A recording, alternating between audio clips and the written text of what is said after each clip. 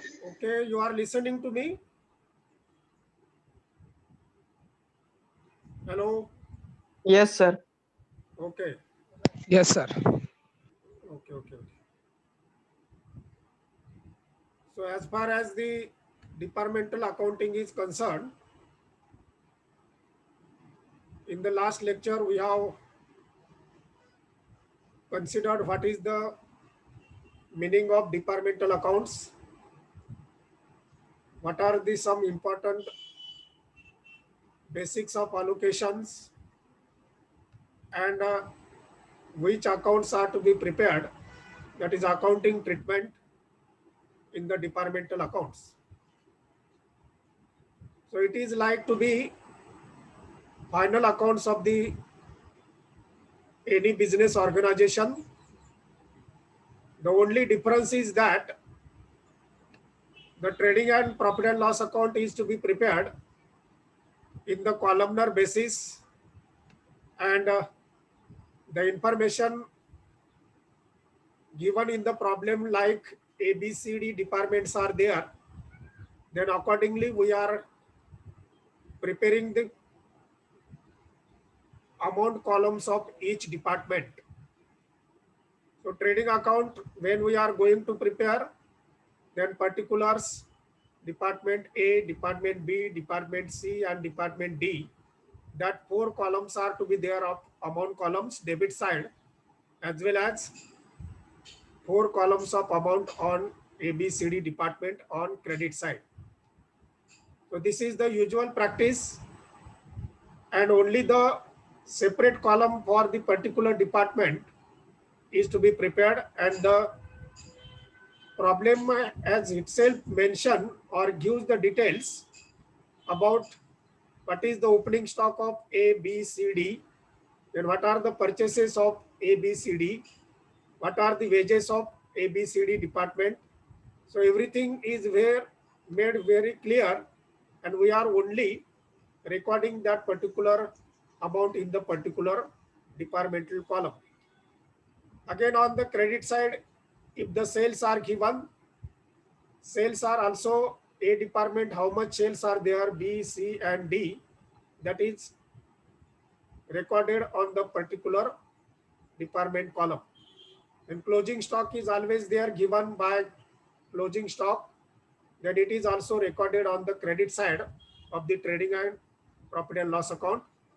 Then whatever may be the totals comes, credit side is greater and the debit side is smaller, then the difference is known as gross profit, and the gross profit from A department, B department, C department, and D department, that is separately shown in the particular column. Then it can be again transferred to the profit and loss account credit side by gross profit brought down. What is the A's amount, what is the B's amount, C's and D's amount, that is to be recorded. Then some other incomes which are received to the particular departments by income through various sources, that are to be recorded on the credit side of the profit and loss account. And the debit side shows various types of expenses and losses of each department. What is the salary, what is the advertisement expenditure, what is the printing and stationery, what are the general expenses, what are the other expenses, bad debts, or all other things. And when we are closing down the profit and loss account, credit side is greater and the debit side is less, then the difference which comes, that is known as net profit of all the departments A, B, C, D.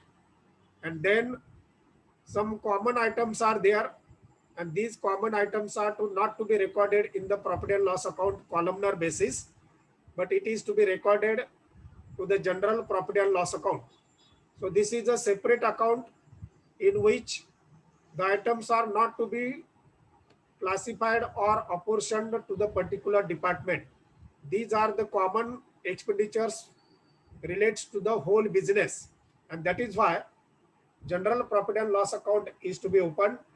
Now whatever may be the net profit from A, B, C, D department, that is to be transferred to general profit and loss account by again net earning or net profit, and that is to be total.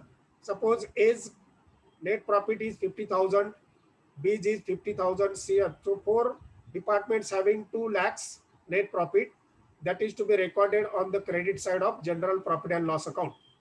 And then the expenditures which are to be there on the debit side of general profit and loss account, these are common to all the business, that is to be recorded on debit side.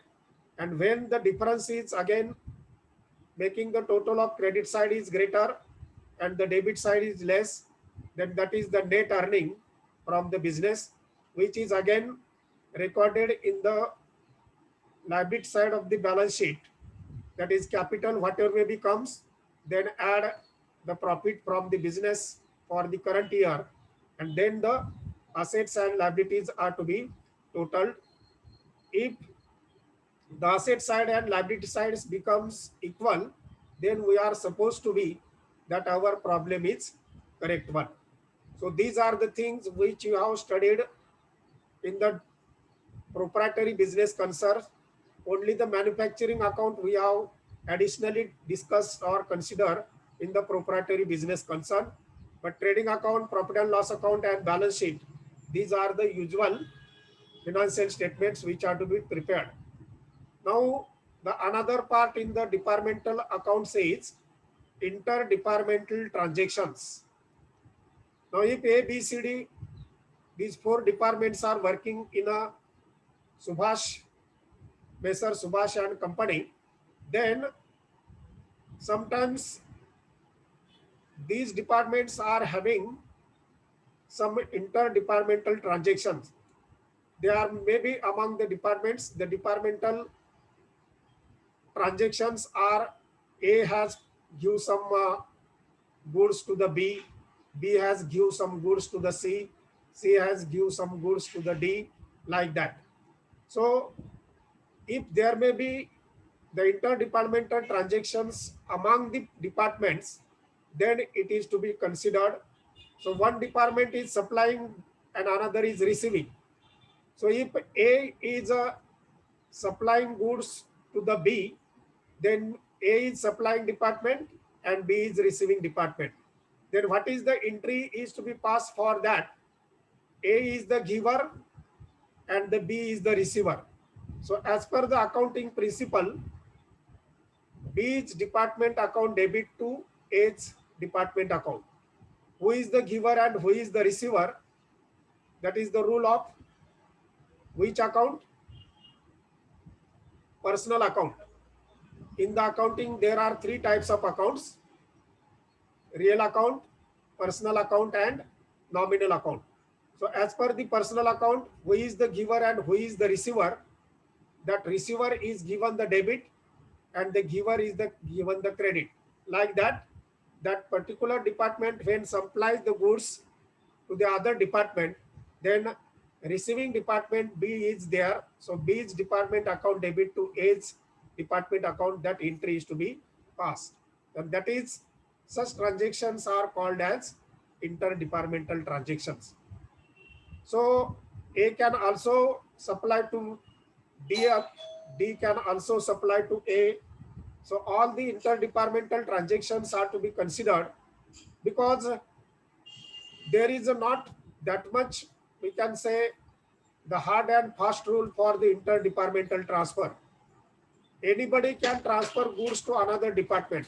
That is one of the borrowing goods, borrowing transaction. And that is to be recorded in the books of accounts. And it should be carefully recorded in the books of accounts. So when departmental transactions are to be taken place, then these are to be recorded for the particular account, trading account,